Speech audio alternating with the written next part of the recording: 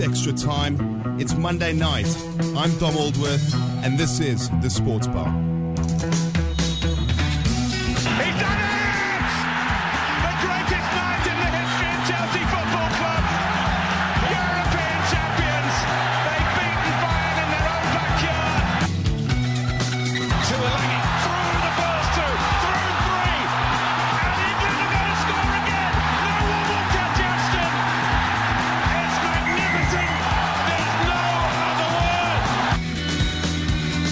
Comes Usain Bolt. Usain Bolt storming through. He takes it again. Blake gets the silver. 9.64. Oh, he's retained his title in the most emphatic way. Welcome to Talk Radio Europe and the Monday Night Sports Bar with me, Dom Aldworth, and Richard Tilsley joins me in the studio this evening. We've got a great hour of sport for you this evening. All is not well in Red Bull Racing despite coming away with maximum points at the Malaysian Grand Prix. We're going to be talking to hopefully a future Formula One star. Well, we're definitely going to be talking to him. He's patiently waiting on the line for us. Cameron Twynham from Twynham Racing. Tiger Woods has just gone back to the top of the golf world rankings. I know you're going to like that one, Rich. Welcome to the show this evening, Rich. How are you? Oh, good to be back in the studio, Dom. And I must say, great weekend of sport again. Love the Grand Prix. Fantastic. Not a great finish to the weekend, but tomorrow it's going to be for England in the cricket, is it? Well, all is not lost.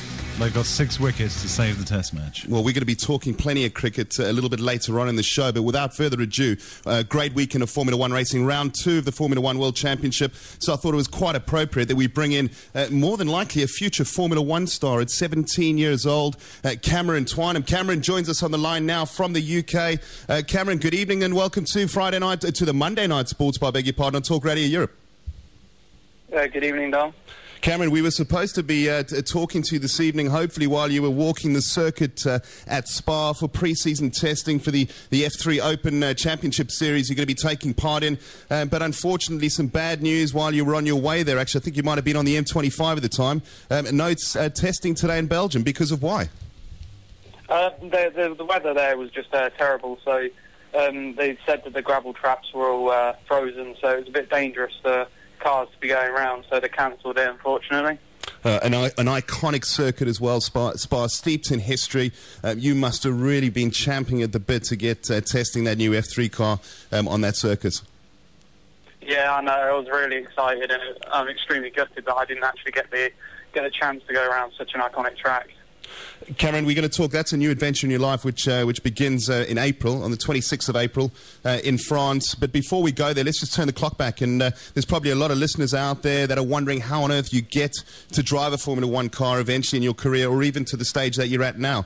Just talk us through what you've had to go through to get where you are at the stage of your career. Well, it's taken a lot of support from my family and my sponsors. But I started off at 13 racing at junior Rotax at my local tracks. It was very fun. I enjoyed it very much. And then eventually, at the age of 16, I got into my first racing car in Wales at a track called Pembrey. It was extremely fun, and I just loved every minute of going around in the car. And I knew from then on that it was something that I wanted to do for really the rest of my life. So it was a great season through 2012. I raced in the Formula BMW Championship.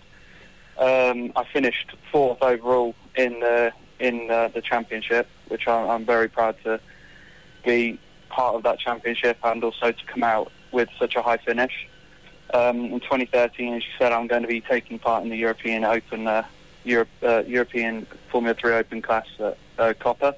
And I'm going to be racing at tracks such as Silverstone, Spa, as you mentioned, Paul Ricard, which is on the April 26th, and many others like Monza. This is the sort of level that you get to within 2-3 years of racing cars. Being only my second year, I'm very, very proud of the fact that I've managed to get to where I am. Next year, we're planning on looking at something around the FIA Formula 3 European or GP3, that sort of category. And from then on, it can be either GP2 or World Series Renault. But this is it's a long-term road to Formula One, and I hope that I can make it.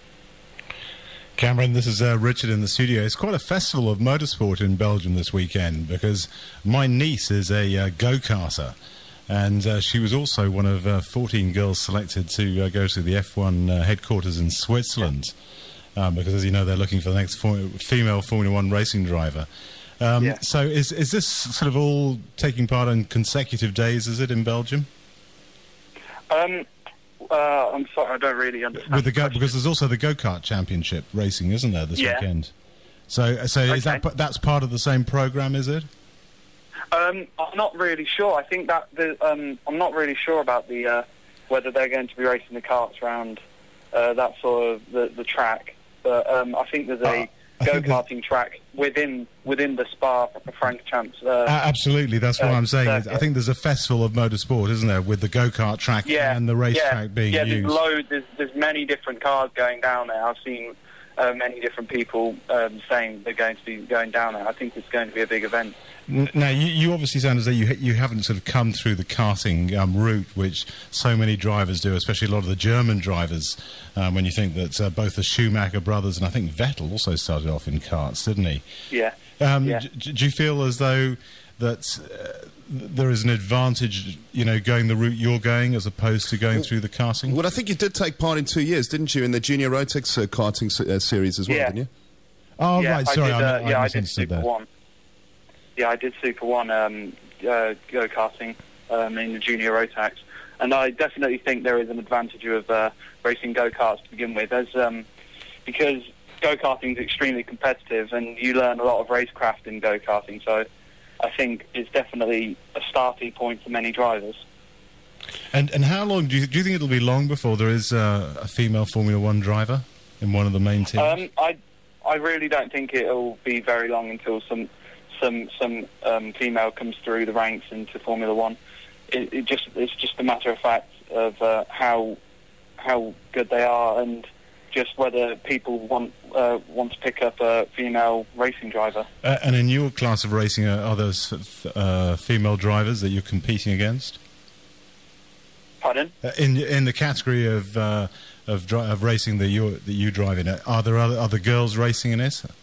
There's one female racing driver, I believe, which is Vicky Puria, and I think that's the only female in my category. And how does it feel when she beats the guys? There's two different cars. There's the F308 and the F312. The F308 is the older car, which is what I'm in. And she's in the F312, so there's a time difference. So it's not really much of a problem if she was to beat me. It doesn't really affect my result. Cameron, just talking about karting, and Richard over here has mentioned his niece Savannah. We know, obviously, Chris, Savannah's father, and your father as well is one of your idols alongside Lewis Hamilton. Your mum and dad have given up an awful lot to support you in this. Just give the listeners out there, we know exactly what Chris does for Savannah, travelling all over the country in Spain to go-karting events taking place on a regular basis, weekly basis sometimes. Just give us some sort of indication of what your mum and dad, if I'm correct, is it Julian and Janine, have given up for time-wise to get you to this stage of your career. They've given up so much time. I don't think my dad's missed a lap. I think he missed one weekend in my karting where he wasn't at the track at the time, but he was in constant text messages asking how I was getting on. But they've been great support. They're probably my biggest fans, and they've been there constantly. If there was a bad weekend, they'd be there to support me. If it's a good weekend, we were all there to celebrate. So they've given up so much time and so much effort to get me to where I was, and I can't thank them enough. Cameron, you've also had to overcome one or two little obstacles in your life, in the young part of your career as well. Anxiety being one of those. Now, I probably would suffer one of those if I had to get into behind the wheel of a car that went as quickly as that. But it didn't actually really apply to your racing too much. You suffered from severe anxiety, literally just going to school. Cameron, are you there? Pardon?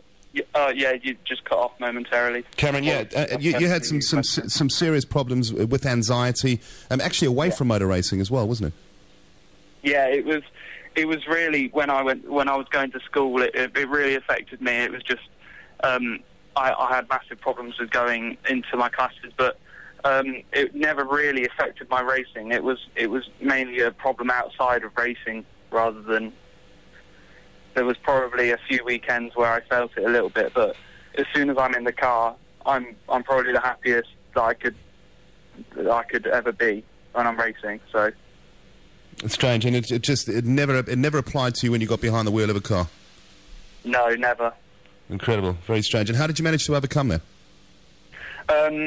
Well, my parents were also a big factor in overcoming my anxiety as well. They were constant support throughout that, and I went to meetings with a psychiatrist. It was a huge part of my life for probably 3 years, where it was really bad. And but I still suffer from it now.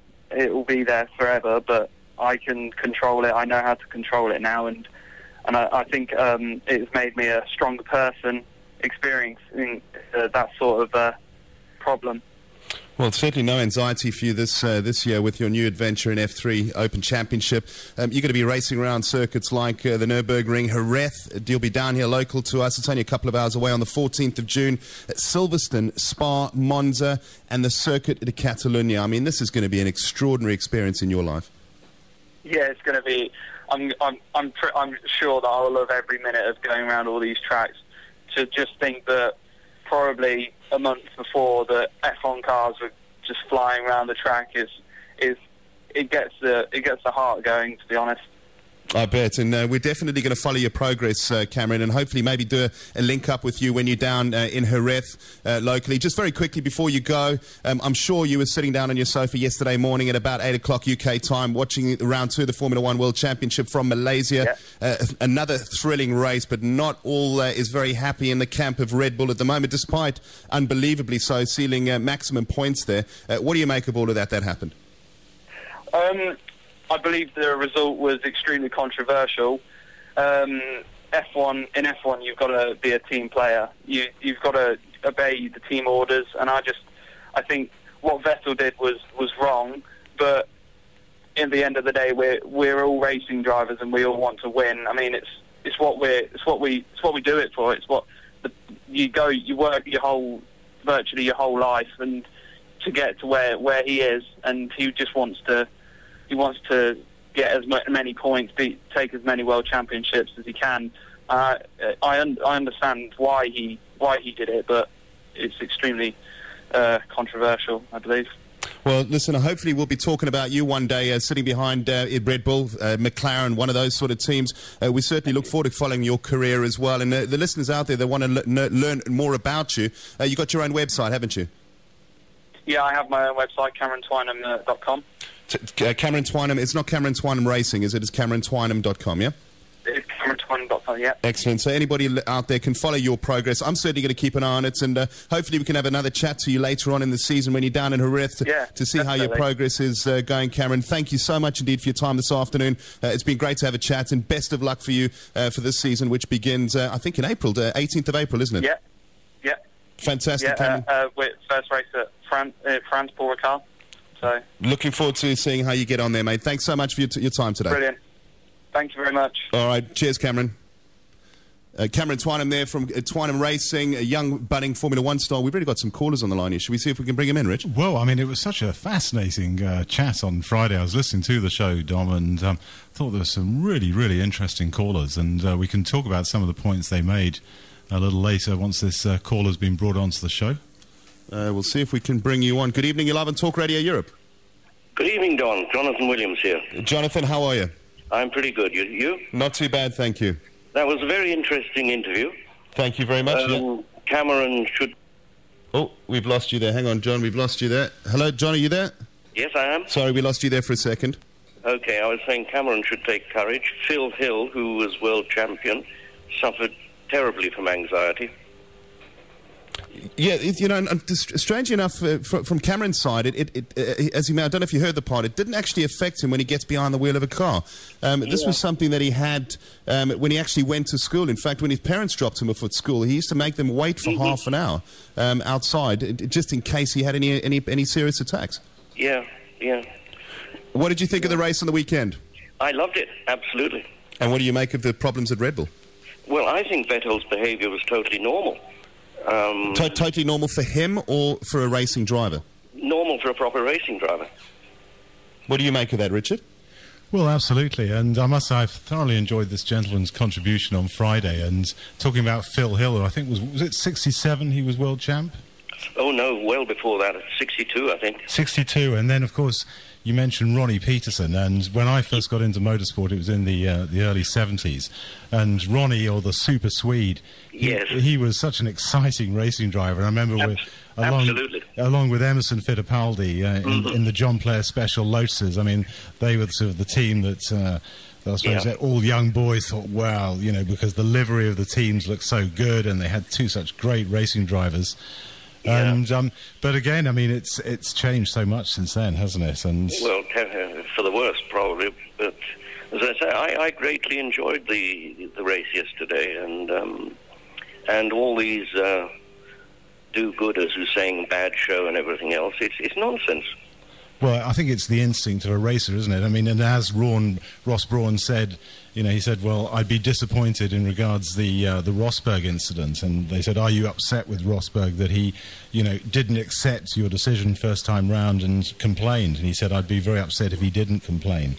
Yeah. And so I think it's the natural instinct of a racer with Vettel. Well, it is, because I can remember it's a long time ago in 1965, if anybody was alive then, racing at Monza in Formula 3 with a team that was winning everything.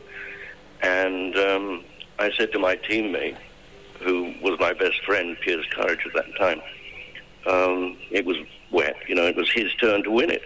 And we were trundling around in the front, there was nobody behind us. And at some point, I without controlling myself, I just overtook him and won.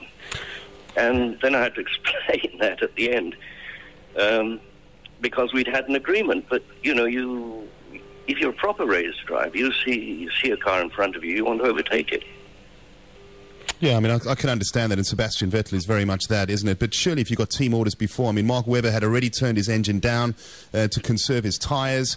You got your team strategy. Everything was cleared before the race. Come the last pit stop, we're going to have a look at the tyres and the situation. They happen to be holding number 1 and 2 position. Christian Horner's orders to the team were remain in position. And Sebastian Vettel broke the protocol. He broke the trust of the team. And already in a relationship, him and Webber, which is, we know it's well documented, is very strained.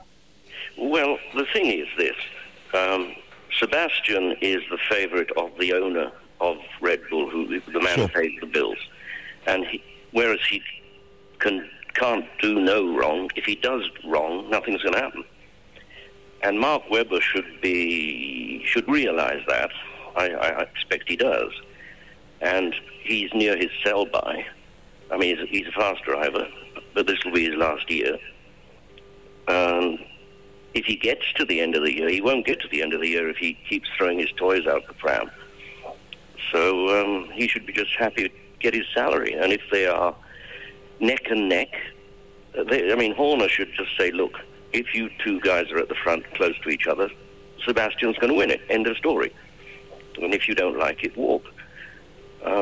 Because they don't want two cars crashing into each other. Well, we saw that happen, didn't we? Was it last year or the year before in Turkey? We saw that happen when they were running 1 and 2. Yes, indeed. But surely, why would a team? I mean, surely, I understand the favouritism towards Sebastian Vettel. That's understood. He's a triple world champion. No, it's total. The favouritism is total. I mean, he's the de facto number 1, even if it's not written on a piece of paper.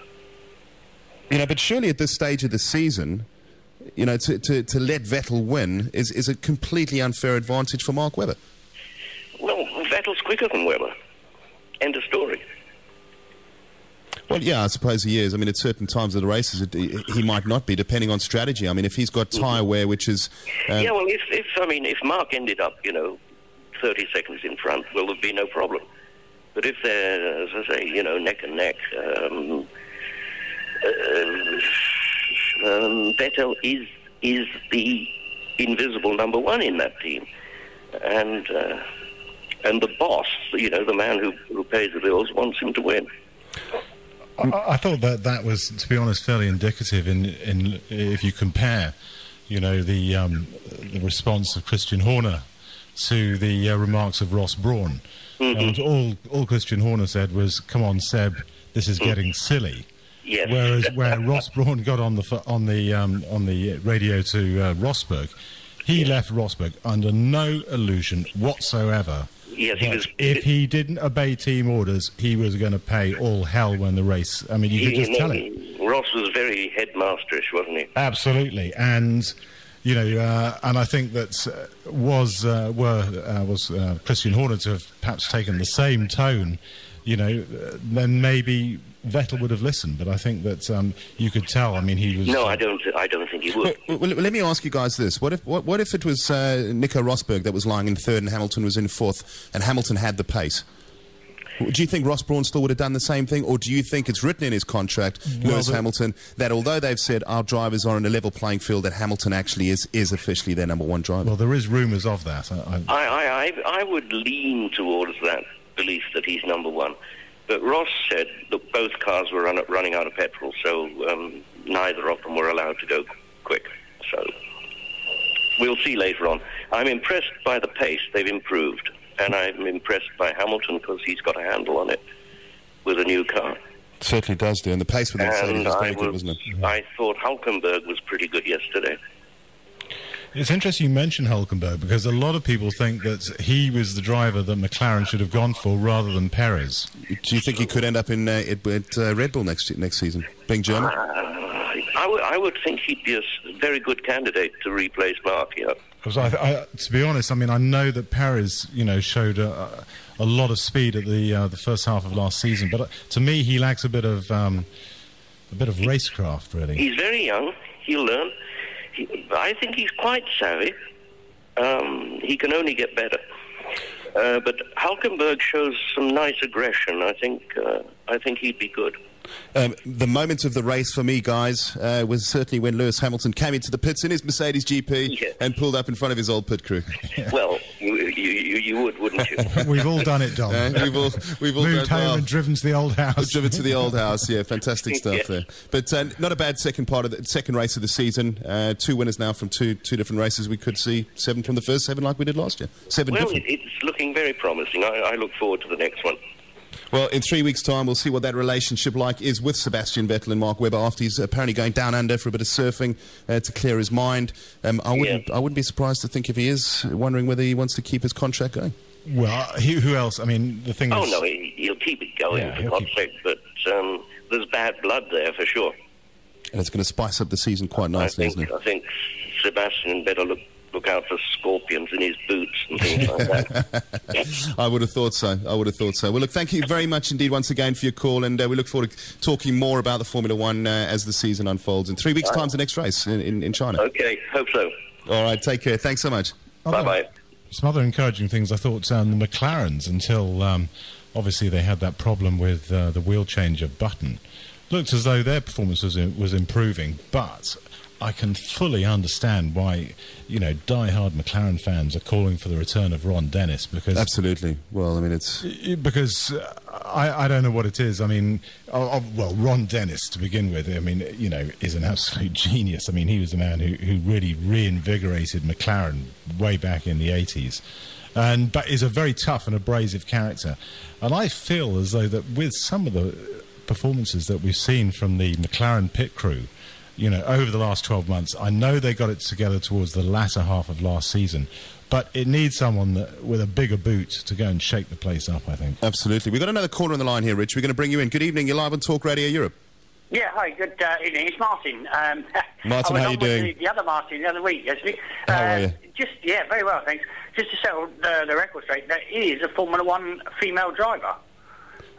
She's a Spaniard. Her name is Sonia, and I can't remember her other name. There has been one lady that drove in one Formula One race, wasn't there? Yeah, but isn't she not a test driver for one of the teams? Oh, Is she the one who lost her eye? Yeah, in the one crash? for Marussia last year. Yeah. She was one of the That's it. test drivers for either Marussia or Caterham. I can't remember She which. was one of the tail enders guys, yeah. But, yeah, so there has been a female Formula One driver, albeit a test driver, but she was there. And there's one I'm sure there's one in IndyCar as well, stateside, isn't there? I mean, we've got I don't know. Donica Patrick, who's behind the wheel in NASCAR.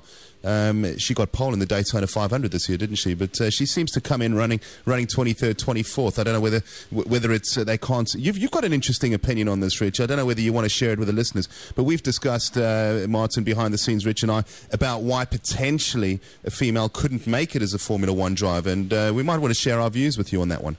Well, I think that the main thing is obviously spatial awareness, and though women have many other physical advantages, one of the disadvantages they have in comparison to men is spatial awareness, and obviously this is a crucial factor in being able to drive fast.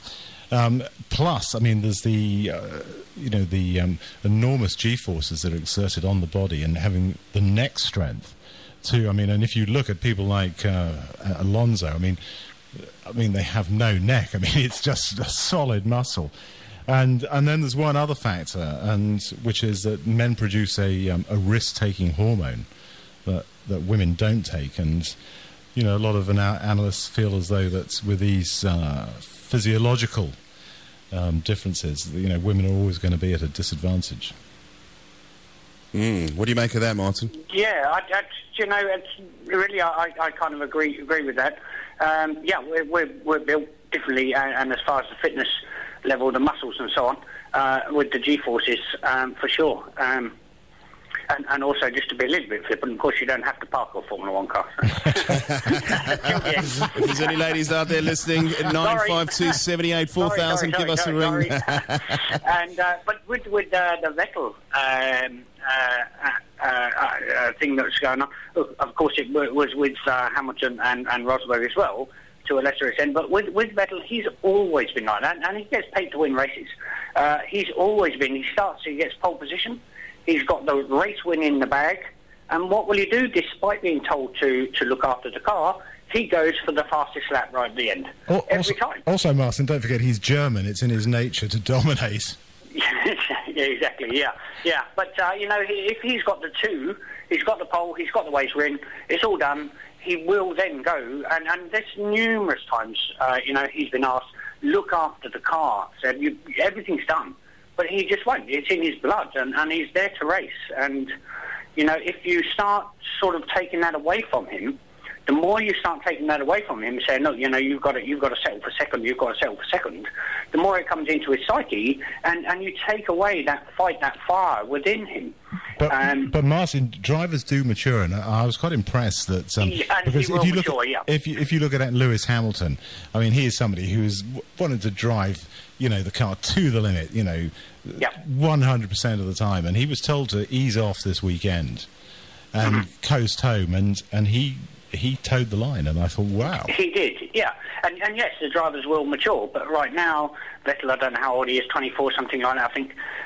He's there. He's guns out to go and win a race. And, it comes with experience. And I think you need to allow him that little bit of space to get that experience as well.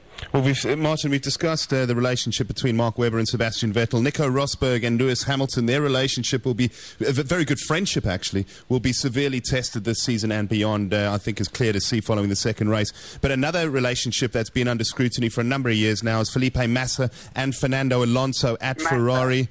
Ferrari tend to have a number one driver, don't they? Yeah, I mean, that is Fernando Alonso. That's the end of it. Anybody that drove as a number two driver to Michael Schumacher was pretty much the end of their career. But let's consider this, guys. Yeah, I think they use the expression at Ferrari that they only want one cock in the roost, don't they? Right, yeah. But, Ferrari have the number one driver, and that's it. And all their efforts, all the team efforts are put into that one driver. Well, Felipe Massa's now out-qualified Fernando Alonso in the last 4 races. He's a welcome return to form for Felipe Massa. We know that he's a quality driver. What if this sort of form continues and suddenly their number 1 driver is actually the number 2 driver? Do they still continue to back Fernando Alonso, or do they start now turning their attention to Felipe Massa? With the best will in the world, I think they turn their attention to Massa. But if that were to happen, I'm not so sure it will. Massa, yes, he's had a good run.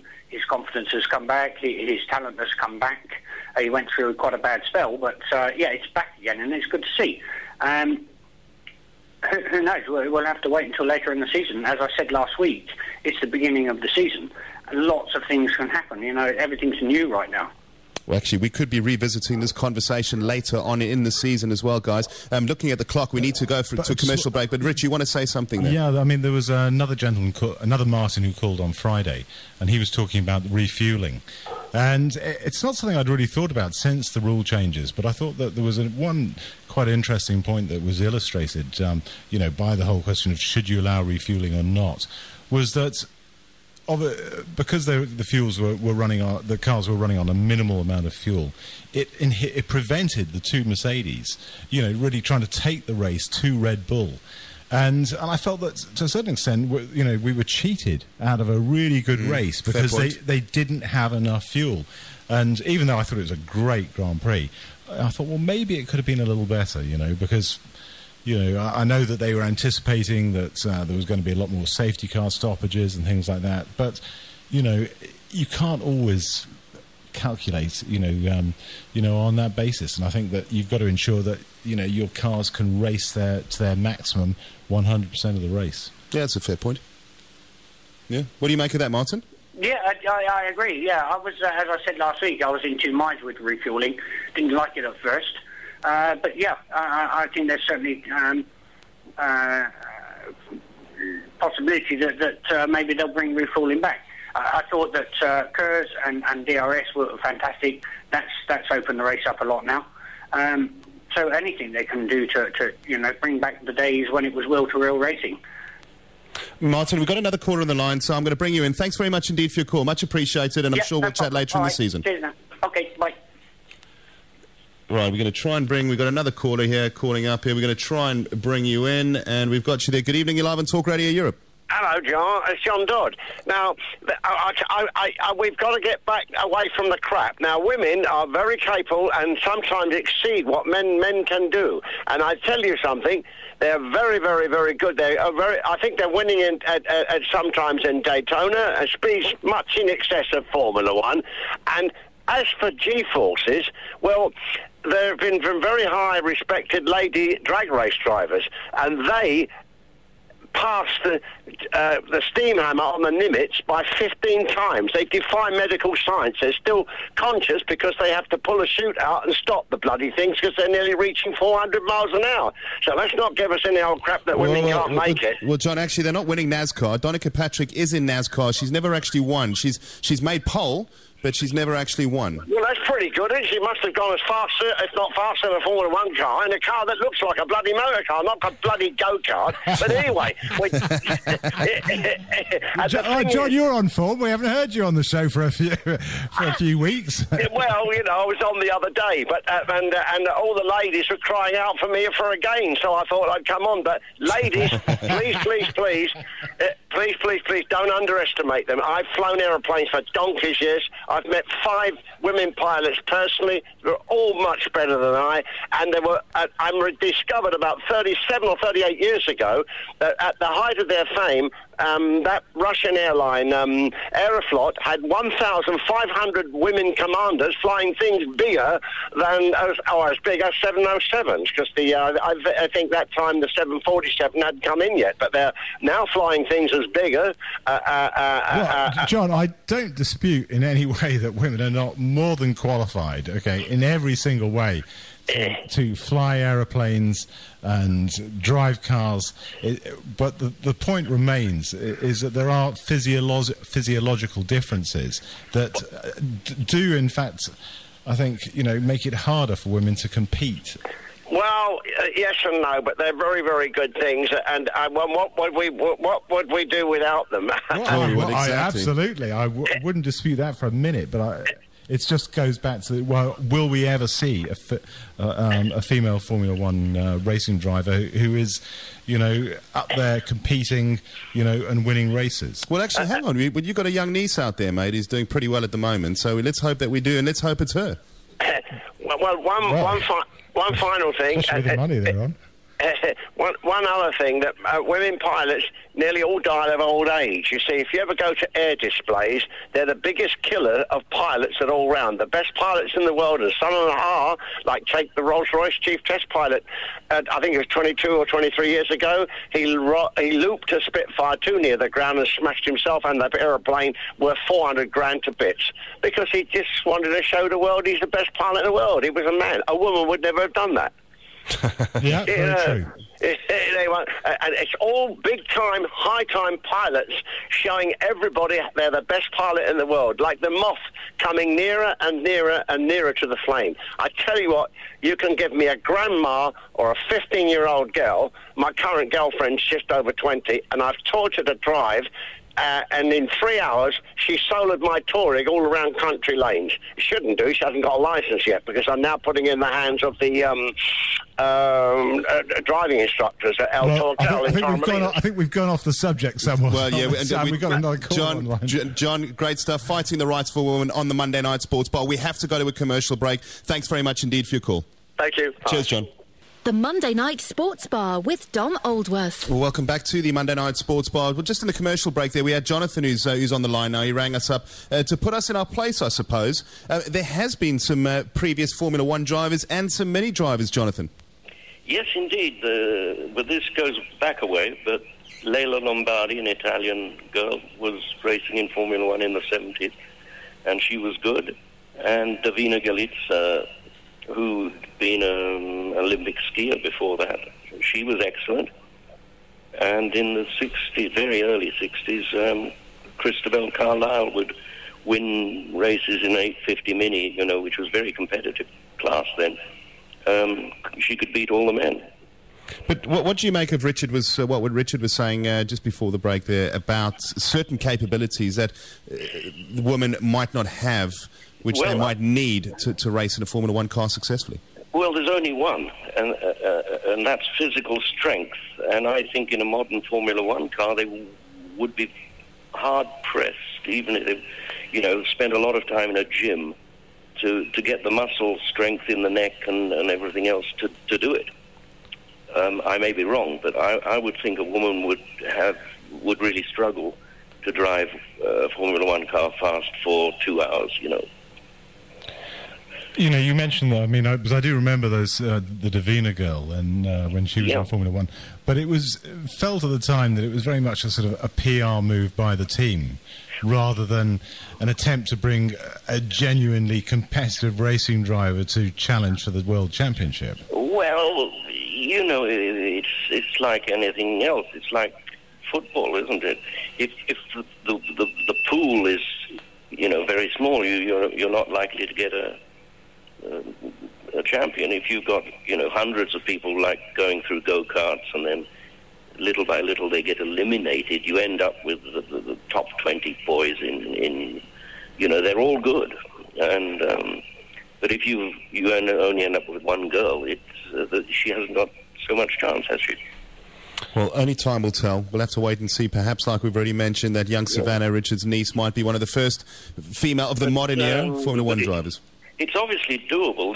This American Danica Patrick nearly won Indianapolis in a single-seater, the 500, 2 or 3 years ago. So she obviously could manage it. Well, it was just the last lap or something, ran out of petrol or what I know. Jonathan, stay on the line. We've got another caller that we're bringing in. Good evening. You're live on Talk Radio Europe. Good evening. This is Steve from Torremolinos. Hi, Steve. Hello, mate. I think if you're right, Dominic, and Richard is single, then I would disagree with his comments he's made, because obviously the ladies have experienced their right of spatial awareness by throwing him out and then people in the house. Well, spatial that's, what can I say, You don't have to say anything, mate. And also, if this Australian chappie about to leave the F1 at the end of the season or change teams or whatever, then does it really matter? He could have just knocked off the German, the Austrian, and carried on to try and finish the race. Well, I mean, who knows? Who knows? You see, at the time he was told to turn down his engine. You know, can he just suddenly turn it up? Is that race controlled? Do they control that Red Bull? We don't know that. I mean, this is the technical details behind it. I don't know. Maybe Jonathan can comment on that if he's still on the line there. Yes, I am. You know, I mean, if he's been instructed to turn his engine down and it's been tuned down, can it suddenly be tuned back up again? I don't understand if that's possible to happen. If you're a good company man, you obey your orders. But yeah, you turn it straight back up. Yeah. And Mark Webber is one of those good company men, though, isn't he? Yeah, he was obedient. Hold on a moment. If he's only got, if this is last season, then surely he could have just blocked him off and tried to finish the race. I mean, what they're going to do? Second? Well, he could have, yeah. I mean, I think with regards to his last season, I think it's probably well known he's not going to be racing with Red Bull next year that much. Probably not his last season in Formula One, I wouldn't have thought. But, yeah, I mean, it's. I think the whole debate is the fact that it, came out openly on the radios that team orders were there for everybody to hear. The positions should have remained the same. Okay, and finally, Richard, I've got a bone to pick with you about the football, but because there's no time, I'll save it until Friday. Okay. Thank you very much. We might be talking about football on Friday. Cheers, Steve. I'll speak to you later. Bye-bye. We'll probably be having a post-mortem after England's game against... Jonathan, I know you're still waiting on the line there. We must go to our last commercial break. Thanks very much indeed for that extra bit of information. Much appreciated. Not at all. All right, cheers. Monday Night Sports Bar with Dom Oldworth. Well, welcome back to the last part of the show. Rich, 13 weeks now to go before the first of two Ashes series this year begins. The first one is in England during the English summer. Not good news for Australia, unfortunately. Their next test match, well, their last test match finished today or yesterday. The next time they walk out into the test arena will be against England, but that'll be off the back of a test series loss against South Africa this summer, and now a whitewash against India, 4 test matches to 0. Their first not great. Since against the Saffers in 1970.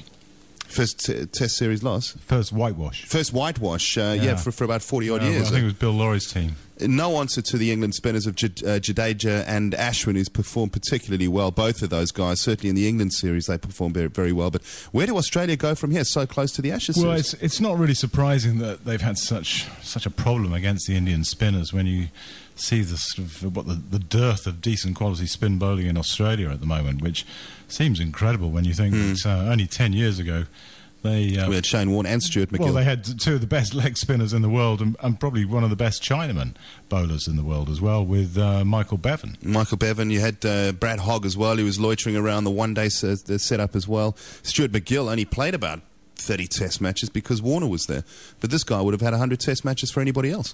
Yeah, I mean the thing about McGill, he was in fact a bigger spinner of the ball. Sure, he was, wasn't he? Yeah. But he didn't have quite the variation or the control. The control, yeah. But Australia, I mean, really up against it now coming into the Ashes. I mean, this is the big one if you play for either of these two countries that you want to win. England, I might add, on doing particularly well in New Zealand, coming into the last day at 90 for 4, chasing an impossible 480-odd to win. It's a matter of survival. It's unlikely that that'll happen. But I can tell you the Australian press are already very, very pessimistic about their chances in the Ashes, and I know this from talking to the family down under, because they're talking about regaining it in Australia. Back on their own wickets, because they're going to. I mean, their batting. If their batting has struggled on the subcontinent, they certainly are going to struggle in the early part of the season on some nice green English wickets. Very much so, and and it is. And the other, I suppose, disconcerting thing for Australian cricket fans, and I was listening to an interview with Ian Chappell, and he said that even at youth level, there's not a lot of exciting talent coming through the ranks. And yet their infrastructure, their academy, which has now been going for the best part of 20-25 years, one of the original world academies in international cricket, which has produced a conveyor belt of marvellous players, world-class players, for that period of time. Amazing to think that they've got nothing in there. Well, I mean, Australian sport in general is going through a bit of a nadir at the moment. I mean, it's there's so many. The swimming team had their worst haul of medals at an Olympics, I think, for God knows how many years. You know, there's massive drug problems in Australian sport at the moment. You know, there's the controversy concerning the rugby league teams, you know, some of whom have had to literally suspend their whole team from last year. And, you know, and likewise with the rugby union team. You know, it's Australian sport is suffering at the moment and is not the strength it was, you know, 10, 20 years ago by any stretch of the imagination. Well, we've got a couple of minutes to go. Even there's not even a top. I mean, I know there's. I think it's Bernard Tomic. Bernard Tomic, yeah, defeated by Andy Murray yesterday in Miami. But, actually, yeah. You know, he's the best of the bunch from Australia at the moment, which is, again, I mean, amazing when you think of a sporting nation like that. Yeah. You know, that's the talent that they produce in the 60s and 70s. You know.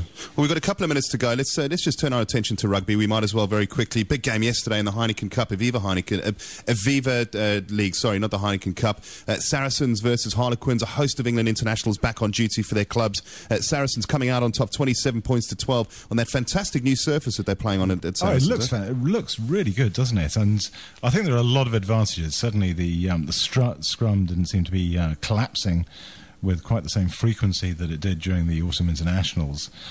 And you know, and talking of the scrum, I was also listening to an interview with Brian Moore on the weekend, and there is going to be a major initiative by the IRB to sort out the problems with the scrum.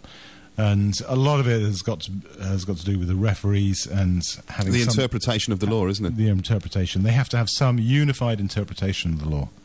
Because Southern Hemisphere refs read it completely differently to Northern Hemisphere refs. But just going back to the rugby, Saracens top of the table, they're on 63. Leicester Tigers on 58, and Harlequins now on 55. Northampton Saints on 54.